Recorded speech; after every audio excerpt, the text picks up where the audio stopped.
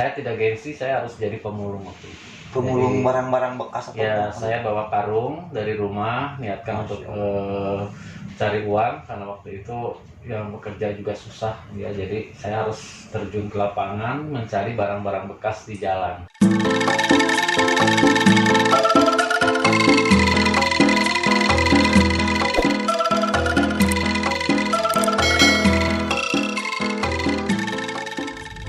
Assalamualaikum warahmatullahi wabarakatuh. Bertemu lagi di Dik Channel. Nah, tentunya di acara Curanrek, curhatan rekan. Oke, brother, pada siang hari ini kebetulan ini hari Jumat, tanggal berapa ya? 28 lah gitu kayaknya ya.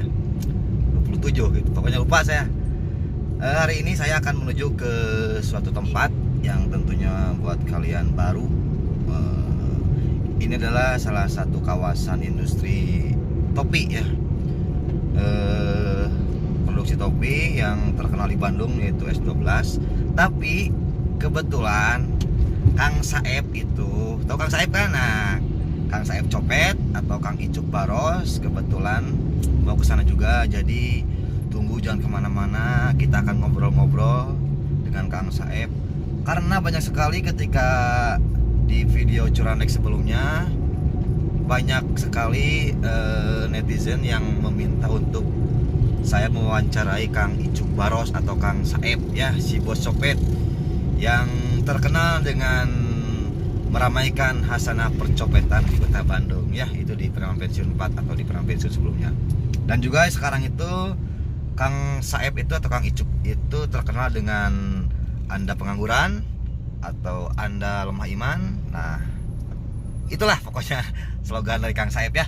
Jadi jangan kemana-mana, tetap terus ikutin Curanrek sampai saya ketemu bersama Kang Icuk Baros atau Kang Saeb. Jadi ya, ikuti di perjalanan terus ya, biar tahu. Oke, terima kasih. Ayo ikut. Nah, saya sekarang lagi di jalan tol Padalenyi ya. Jadi saya masuk dari tol Cileunyi untuk menuju ke daerah Cigondewa, ke tempat S12 itu. Jadi keluarnya di tol Marga Asih. Nah, ini kita lihat udah mulai ramai perjalanan karena new normal. Yang kemarin lockdown, sekarang udah lumayan banyak mobil yang berkeliaran saya ini ya. Nah, nanti keluarnya ngambil arah ke Marga Asih. Kebetulan Kang Saeb kan lumayan jauh juga dari Cimahi ke Marga Asih. Jadi terima kasih banyak Kang Saeb ya, kita sudah janjian di Cigondewa untuk melakukan permintaan dari netizen untuk melakukan Curanrek ya, curhatan rekan. Oke, ikuti terus bersama saya Andra Manihot.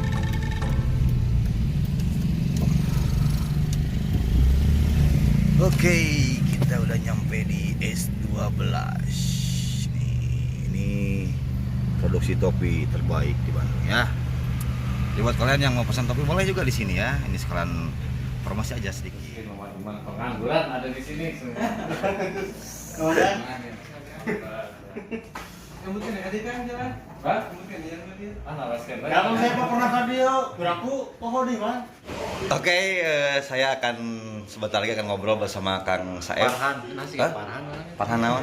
Si Farhan teh nyawankeun RT. Kalau ada yang mau nyari kerja apa persyaratannya? Ya, kita sedang mencari orang-orang yang membutuhkan pekerjaan. Yang pertama adalah tentunya harus pengangguran dan keduanya harus tentunya miskin dan ketiganya lemah iman. Oke, tunggu sebentar lagi di Curanrek di Dik Channel. Oke. Curhatan rekan. Satu ini Kang Saebnya sudah datang. Ya, ternyata pas datang ke sini pas sholat asar, jadi kita menunaikan ibadah sholat asar dulu ya. Oke, jangan kemana-mana, nanti kita akan kembali lagi. Saya sholat dulu, Doain saya. lain ya supaya jadi copet yang baik. Assalamualaikum warahmatullahi wabarakatuh. Nah, tadi saya di perjalanan menuju ke S12 produksi topi. Ya, Janjian dengan Kang Saeb alias Kang Icuk Baros. Alhamdulillah Kang Icuk sehat. alhamdulillah sehat semuanya. Apa kabar semuanya? Pasti baik dong. Kalau nggak baik pasti nggak bakal nonton YouTube. Ya, yang penting jangan sampai lemah kuota. Nah, Kang Saeb ini karena banyak sekali permintaan di Big Channel. Ya, Katanya pengen wawancara Kang Saep itu dulunya seperti apa sebelum terkenal di preman pensiun sebagai bos copet. ya dari perjalanan hidup saya, mulai karir dari bidang action atau bidang seni ini berawal ketika ya emang saya sudah punya darah seni, ya Darah dari seni ya. darah seni, mungkin darah seni dan juga bakat, ya bakat terpendam dari saya dari kecil. Cuman di keluarga saya tidak mendapat dukungan, tidak ada supporting, Nggak dukung. tidak mendukung karena saya dulu tuh di seni lukis ya. Oh, seni lukis. Seni lukis dan saya bisa melukis, bisa membuat karya 3 dimensi. Waktu itu saya senang melukis waktu zaman kuliah karena kuliahkannya di kehutanan waktu itu di Unwim, sehingga tidak ada dukungan untuk ke sana. Oh, Sehingga- jadi Kang Saep itu dulunya kuliahnya di kehutanan. Di kehutanan di Kehutanan. Universitas Winaya Mukti di Jatinangor. Jatinangor, Saya iya. satunya di situ. Dan setelah saya menikah, dari keluarga istri pun tetap tidak mendukung. Tidak mendukung. Saya kan waktu itu setelah kuliah itu moneter, begitu lulus kuliah moneter 9798 berarti ya. 9899 itu waktu beberapa bulan setelah moneter Iya, itu, iya. sehingga pekerjaan agak sulit. Saya akhirnya ijazah saya tidak terpakai di situ. Saya kerja di swasta, di sales dan menawarkan barang ke sana ke sini sampai saya punya counter HP. Counter HP itu bangkrut. Nah, dari situ bakat saya yang seni itu masih terpendam karena saya harus menafkahi anak istri waktu itu ya. Iya, iya. Sehingga gimana caranya saya harus bisa menafkahi anak istri dari hasil kerja secara real gitu ya, bukan dikerja di bidang perfilman atau Iya. seniman. Nah, setelah itu karena tidak ada dukungan, tapi tetap saya mendapatkan support dari teman-teman. Dari teman-teman bahwa ya sokalah ikutan aja syuting apa gitu. Pertama saya adalah syuting Gede Rasa waktu itu di Di Butterfly, TV. PH Butterfly.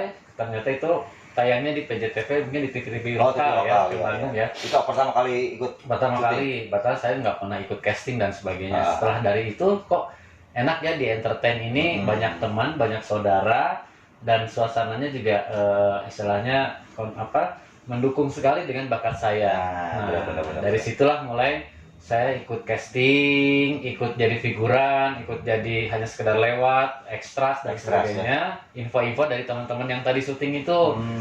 Makin banyak saudara aja. Ya, dari situ. Tapi sebelum itu saya mengalami pedih dulu waktu itu setelah saya kuliah lulus. Oh, sebelum turun ke dunia entertain. Ya, sebelum itu saya pernah juga kan kerja di perhutani cuma sebentar, honorer karena gaji tidak memadai. Saya kerja punya counter HP. Setelah itu bangkrut karena ada penipuan. Ketipu. Ya, setelah counter itu habis, semua barang-barang saya semua habis, meninggalkan hutang yang begitu besar. Ya. Istri saya akhirnya pulang ke Jatinangor karena saya itu di Cimahi dulu ya. Saya kan asli di Cimahi, rumah di Cimahi, counter di Cimahi.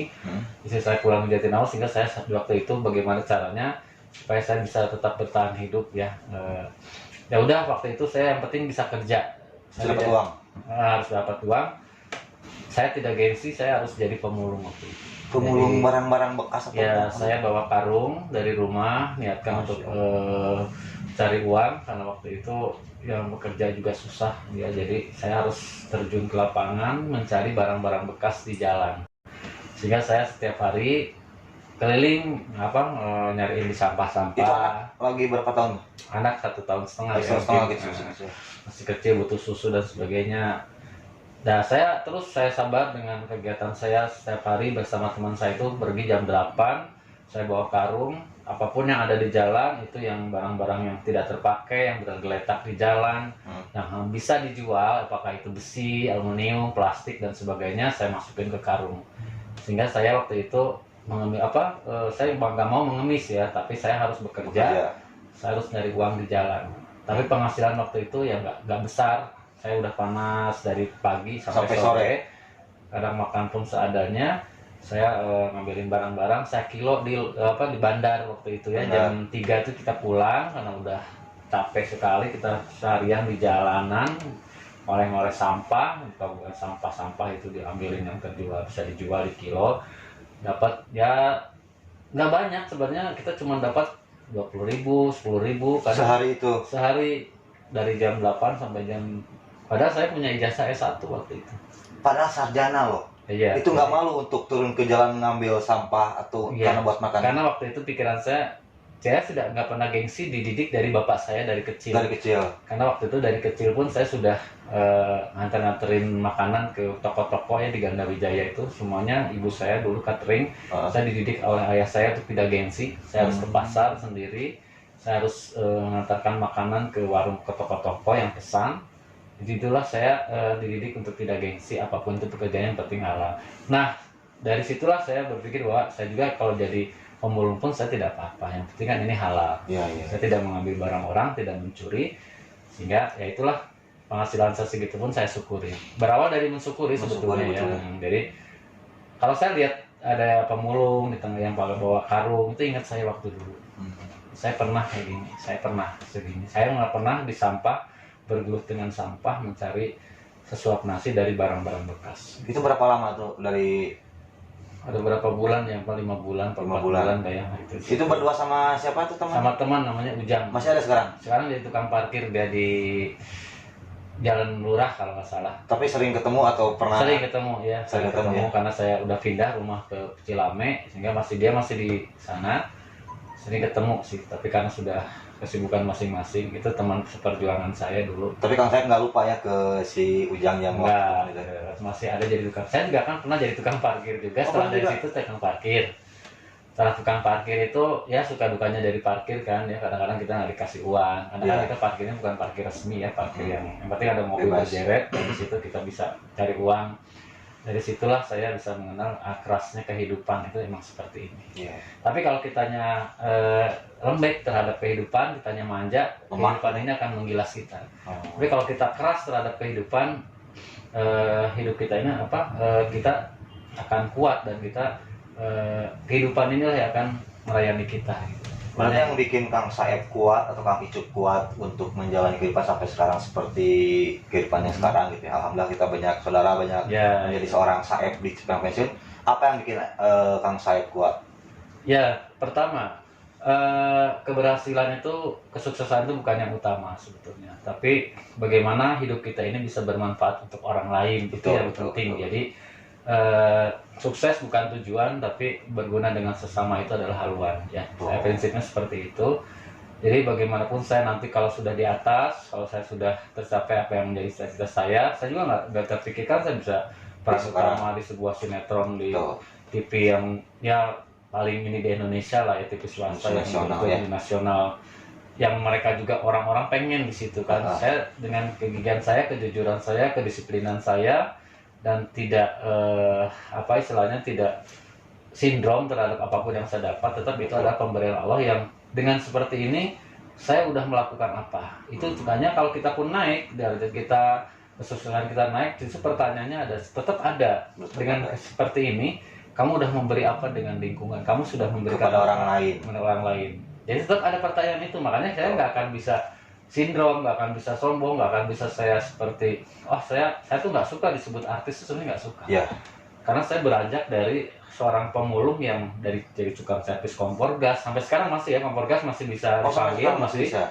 Dari 2004 itu, karena waktu itu saya susah sekali mencari pekerjaan, saya kerja di gas itu, dapat ilmu lah dari situ. Saya 3 tahun bergelut dengan gas LPG, sehingga ilmunya masih ada sampai sekarang. Sekarang masih ke bawah ya? Dan sekarang pun masih banyak yang nge-WA, Kang bisa servis kompor gas nggak? Mereka belum tahu kalau saya itu di Periman pensiun.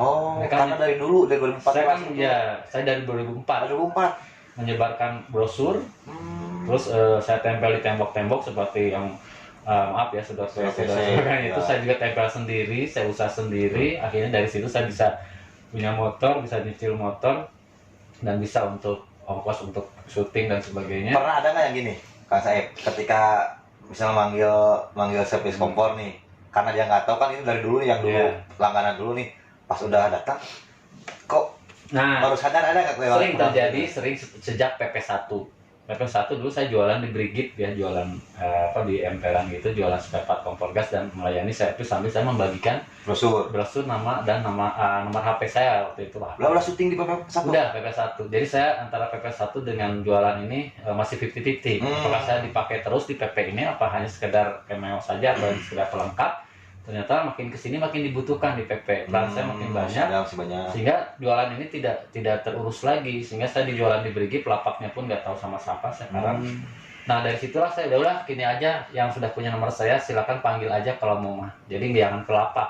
Oh iya. Silakan panggil, sampai sekarang pun Masih suka ada. langganan saya dari Tangerang juga ada, waktu saya kan dulu kerja di Tangerang, di Pangandaran, di mana-mana pun itu masih nelpon. Nah yang baru-baru yang saya tempel tadi itu nelpon, dia tidak tahu kalau saya adalah yang servisnya itu saya. Begitu saya datang nyari alamat ke sana ke sini, nah yang uniknya itu gini, begitu kita nyari alamat, yang dinanyanya aja udah tahu. Nah, ini mah Kang Saepnya. Aduh, udah mah diburu-buru sama si emaknya, masih orangnya yang menyervis kan, dipakai. Ini malah fotoan dulu. Iya. Kayak sana fotoan dulu. Aduh, yang dipoto sana. Kalau luar tuh warga di situ namanya nyari alamat kan aku nanya, pasti ada orang nanya. Bu, ini alamatnya ibu ini, alamatnya ini RT ini benar. Oh iya, ini. Pas begitu dia lihat, padahal saya helm nggak dibuka waktu itu. Tapi kayak suaranya apa dan orang apa, apalagi anak-anak. Kang Saep akhirnya pernah satu kejadian saya mencari alamat seseorang, di belakang saya anak-anak semua. Jadi saya nyari alamat tetap masih agak jauh ya, mungkin satu RT tapi mungkin agak jauh, ada beberapa belokan lagi, pertigaan lagi, tapi di belakang saya udah anak-anak semua ngikut. Oh karena tahu saya pernah pensiun ngikut gitu. Motor saya pelan-pelan kan, namanya di gang ya pelan. Ini anak-anak udah ngikut semua, yang pengen dipoto lah apa segala, sehingga orang tuanya kan tahu ini anak-anak ngapain sih ribut-ribut. Akhirnya kan keluar orang tuanya, Ngikutin anaknya. saya ketemulah dengan orang yang mau diservis dulu. Kenapa sih kok saya, mungkin aneh dia juga, begitu saya datang di luar banyak anak-anak. Ada apa gitu ya? Dia nggak tahu kalau saya itu di permanent pensiun, dia nggak pernah nonton atau apa, ya udah saya servis dulu. Nah, saya servis kan di dapur itu ada pintu. Anak-anak tuh ngongol di pintu semua. Pintunya tuh udah yang setengah dibuka, setengah ditutup itu loh. Jadi bisa dua gitu kan. Ini anak-anak itu kenapa sih anak-anak pada ngikutin katanya. Ada yang bilang, Bu itu tuh yang di permanent pensiun si Kang Saep. Masa sih? Nggak mungkin Dia katanya. Tapi akhirnya kan tetangganya pada ngumpul di depan. Jadi saya nyervis tuh nggak konsen.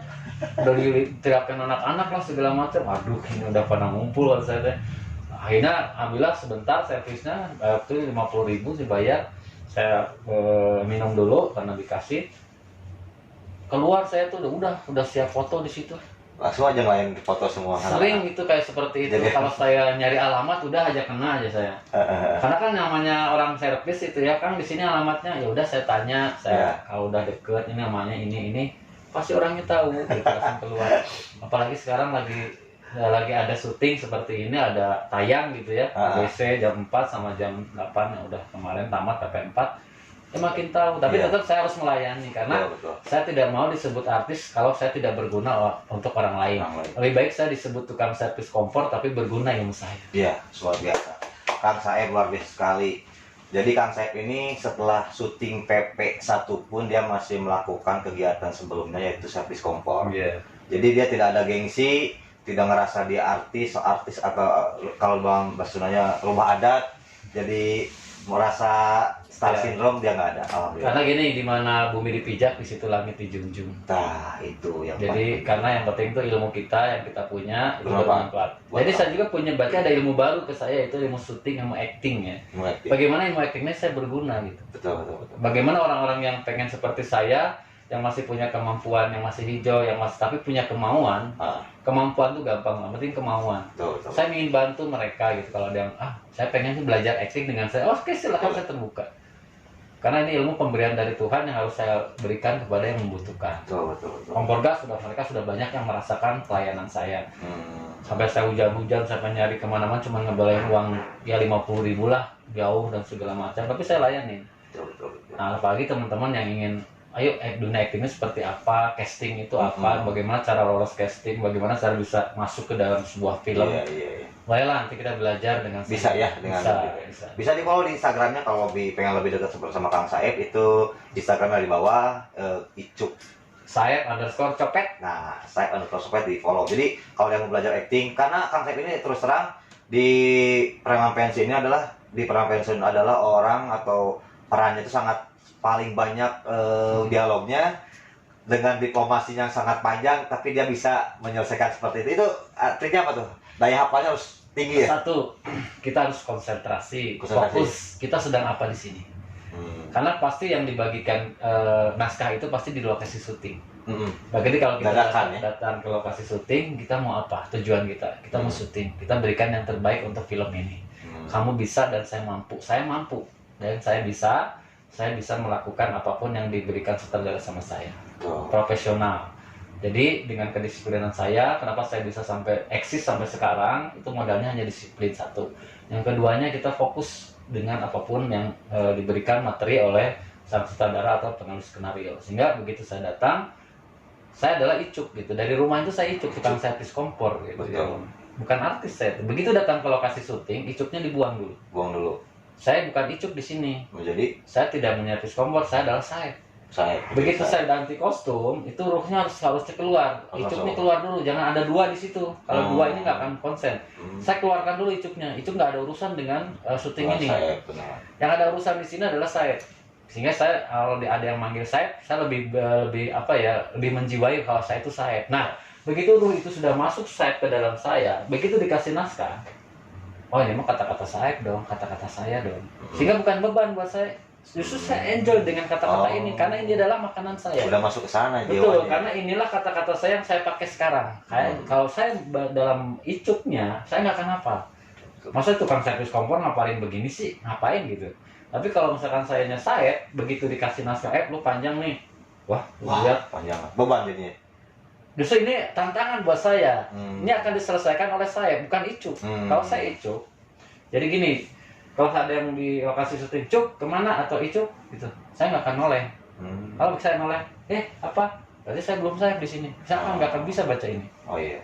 Itu nggak akan saya lihat. Kalau nah, jadi saya masuk gitu kan, ini dik baru lihat. Nah begitu saya udah merasapi bahwa ini adalah kata-kata saya, ya harus saya hafalkan dan harus saya pahami. Dan saya harus bisa memberikan yang terbaik dengan skenario ini. Saya mampu. Mengapa sutradara mempercayakan kepada saya? Karena saya mampu. Gitu ya udah. Dengan kemampuan saya berarti saya punya kepercayaan diri bahwa saya bisa. Jangan merasa saya paling bisa. Kalau nanti saya merasa paling bisa, nanti kita akan merendahkan orang lain. Iya, merendahkan orang lain dan kita beban kepada kita. Oh iya. Begitu kita salah gitu, aduh, kok gini sih? Jadi beban. Akhirnya ya udah. Ini adalah pekerjaan saya, ini tugas saya, harus saya selesaikan dengan baik. Tanggung jawab ya. Mau naskahnya pendek, mau panjang, itu satu kesatuan semuanya. Jadi saya pun bisa begini dengan lawan main saya seperti anak buah saya, Ubed dan sebagainya. Mereka juga mendukung saya, saling kerjasama lah. Betul. Sekarang satu buah kalimat yang sekarang lagi viral di PP4 bahwa saya itu butuh lowongan pekerjaan seperti apa, saya pengen tahu. Ya, kita kembali, ini kan Icuk yang diwawancara bukan Saeb. Nah kalau saya masukin roh Saebnya jadi begini. Gimana? Jadi teman-teman yang ingin membutuhkan lowongan pekerjaan di Biro Jasa Pemindahan Uang, kalian harus punya syarat, ada 3. Syarat yang pertama tentu saja harus pengangguran. Dan yang kedua tentu saja harus miskin. Dan yang ketiga adalah lemah iman. Apabila ketiga syarat tersebut sudah ada dalam diri seseorang, maka seseorang itu bisa melakukan tindak kejahatan. Bisa menjadi jambret, bisa menjadi maling, bisa menjadi begal, bisa menjadi tukang todong, dan menjadi copet adalah sebuah alternatif. Karena copet adalah kejahatan yang rendah diri atau rendah hati. Tahu rendah hati? Tidak. Copet adalah kejahatan yang rendah hati karena dilakukan secara diam-diam, bekerja dengan cepat, tanpa banyak bicara. Ketika tangan kanan kita nyopet, tangan kiri kita tidak tahu.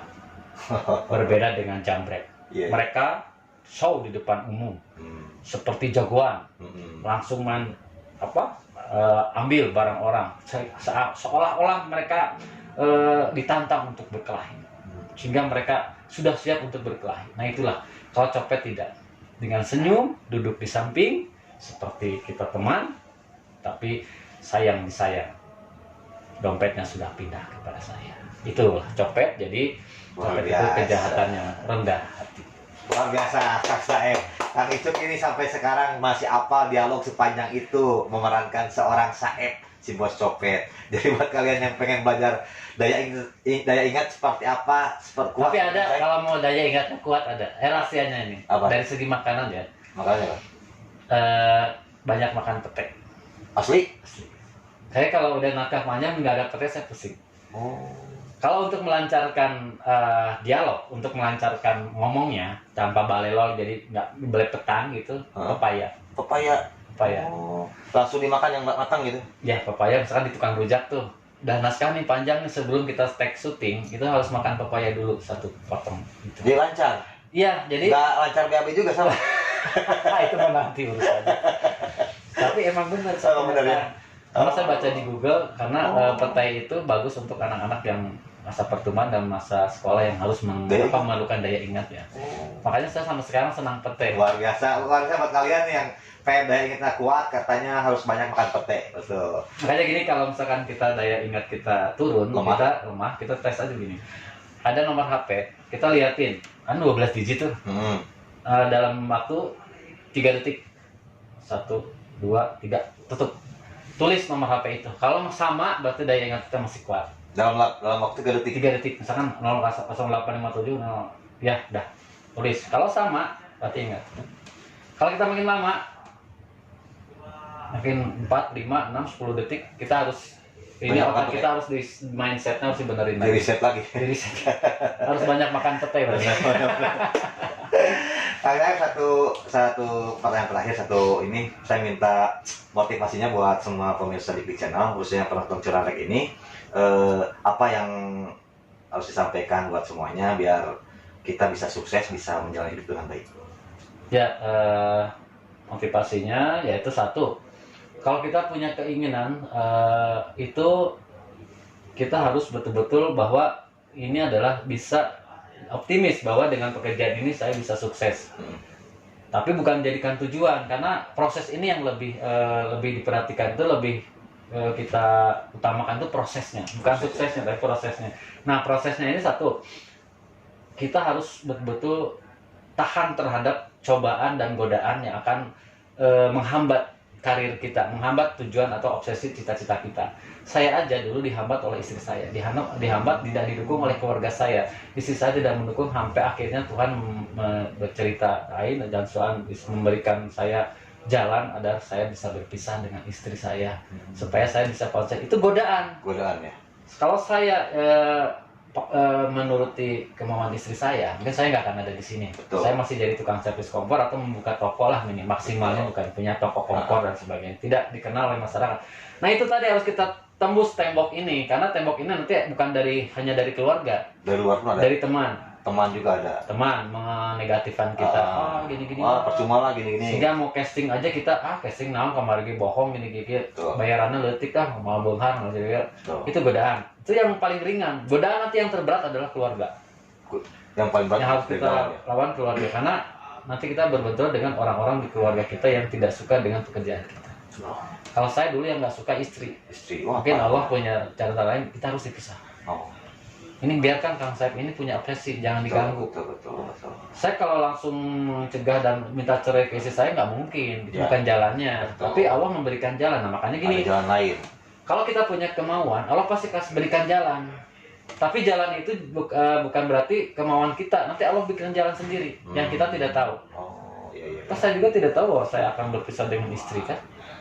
Akhirnya bisa sukses. Tapi kan ada obsesi di sebelah ini yang harus saya loncatin. Betul. Saya tidak mungkin tiba-tiba istri saya dibuang. Gak bisa, bukan begitu caranya. Allah punya cara yang lebih baik. Nah, makanya kalau kita punya obsesi apapun itu pekerjaannya, jalanin aja, fokus dengan satu pekerjaan. Tujuan kita pekerjaan ini adalah bagaimana saya bisa lebih baik daripada hari sekarang. Betul. Nah, jadi fokus, tetap kita jalani. Godaan-godaan ini harus kita jadikan sahabat lah.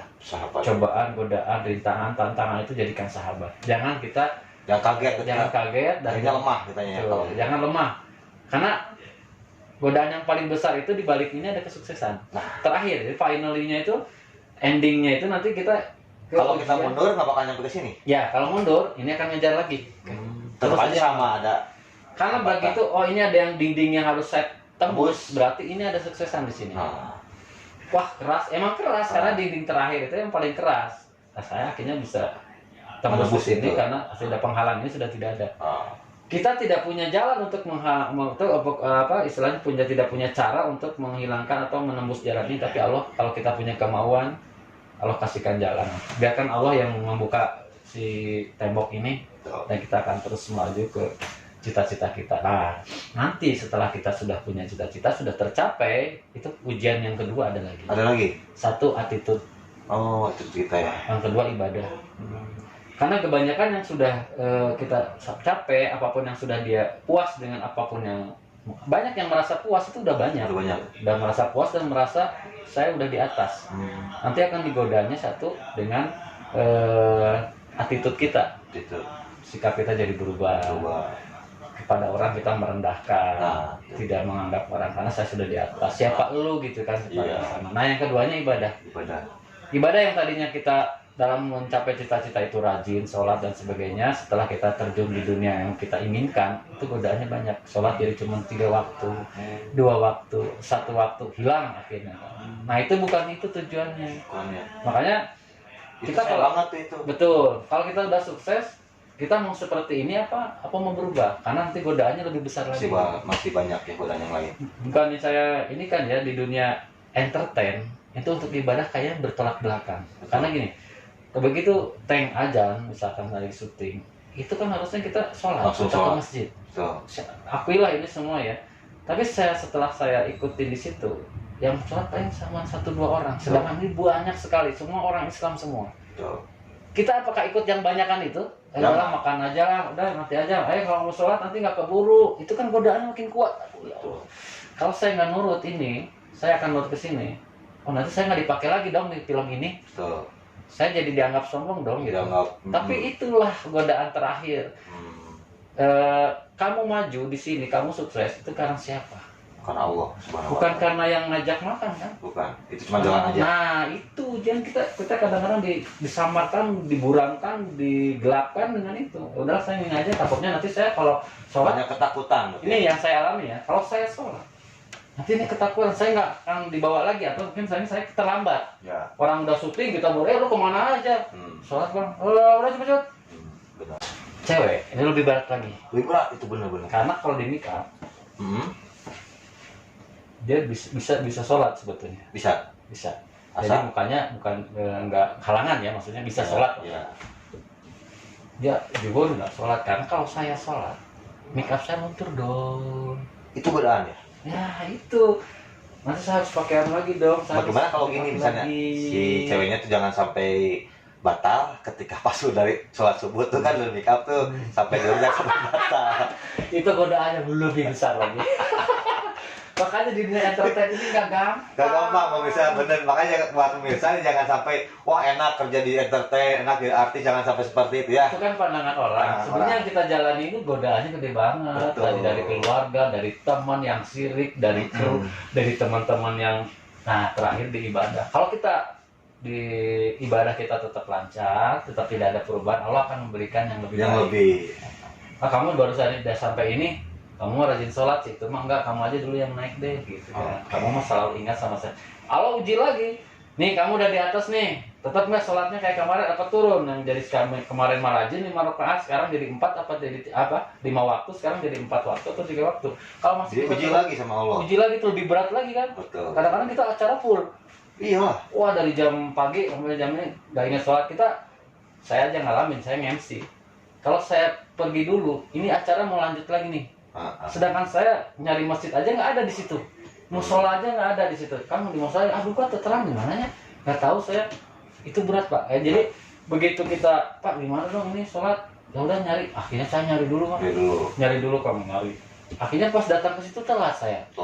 Tapi itulah. Jadi saya membela Allah, membela agama saya. Betul. Nggak apa-apa lah, saya nggak ada di event ini pun nggak apa-apa. Yang penting saya sholat gitu. Saya ibadah nggak pernah putus karena itulah dari situlah nanti saya akan lebih dari event ini digituin. Luar biasa. Pertama kali saya ngobrol dengan bos copet yang soleh. Ternyata jangan jadi yang begini, banyak pemirsa nih. Apakah bos Saib ini adalah copet beneran, ternyata bukan. Dia adalah cuman peran bos Saeb di peran pensiun, tapi ternyata yang aslinya seperti yang kalian lihat sekarang. Ya, Ya. jadi kalau copet itu kan hanya peran, jadi Peran. acting. Apapun saya kalau dikasih peran sebagai copet ya harus benar-benar seperti copet, sampai saya dijibit, Dijiwit karena kesal. dijilir sama ibu-ibu, Ah. dicubit sama ibu-ibu, diharapin tuh saya tuh copet banget gitu. Padahal saya tuh cuma peran di TV aja. Oke, Tapi ya, kalau kalian pengen tahu bagaimana Icuk ini memerankan selain copet, bisa ditonton di Pak Imin Pak Imin Blangkon di YouTube-nya Pak Imin Blangkon. YouTube, jadi namanya Pak Imin Blangkon. Jadi dia berperan sebagai bukan copet. Bukan, saya di situ bukan Saeb, sama sekali tidak ada saya. Ya, Saya berperan sebagai orang Jawa. orang Jawa. Karena saya orang Jawa. Orang Jawa. Kan asli orang Jawa. Coba lihat, boleh di follow, di subscribe. Ya. Pak Imin. Nggak percaya saya orang Jawa ya, Blangkon. saya bisa bahasa Jawa. Ya Jawa, dia orang Jawa. Seorang Kulo Medan. saking Jawi, ibu kulo saking Salatiga, bapak kulo saking Pati. Nek wonten napa-napa nggih saged mangke subscribe Pak Imin Blangkon ageme kulo nggih, ngaten mawon. Nah, keren. Jadi, Oke, begitu aja pemirsa. Mudah-mudahan dari tontonan ini ada manfaatnya buat semuanya. Kang Saeb juga semakin sukses. Amin, amin. Mudah-mudahan nanti punya bisnis perkomporannya, punya anak buah banyak. Saya tuh Amin. cita-citanya satu punya toko kompor, bisa Kompor satu, amin. keduanya bisa punya tempat untuk wadah acting atau Wadah kursus acting. acting Iya. untuk anak teman-teman kita yang pengen Belajar acting. Wah, itu doanya. Mudah-mudahan doanya dari semuanya, mudah-mudahan Kang Saeb buat Oh, yang mau tukang servis kompor juga bisa Hah? pelatihan. Oh iya, pelatihan buat Yang nganggur nih, Ah. pengangguran lumayan. Selain jadi copet, saya juga ada satu lagi. Jadi servis kompor gas. Boleh. Lumayan nggak ada Makanya kalau pengen ketiga ini terlaksana, di follow Instagram juga Saeb_copet ya. Mudah-mudahan Kang Saeb, terima kasih banyak sudah Ya, datang ke sama-sama. Curandek di channel. Terima kasih juga buat kaos Sunda Ekstrim yang sudah Ya, sudah eh, ekstrim. dan juga di lokasi ini nih di S12. S12 tempatnya topi. Banyak topi sekali di Pengen Bandung. topi berbagai macam corak ada di sini. Boleh, pokoknya buat kalian yang mau pesan topi Boleh. boleh lewat. Oke, terima kasih buat semuanya. Mohon maaf bila ada kekurangan. Saya Oke. Dik, Anda Manihot. Saya Icuk Baros alias Kang Saeb. Ya, terima kasih. Wassalamualaikum warahmatullahi wabarakatuh.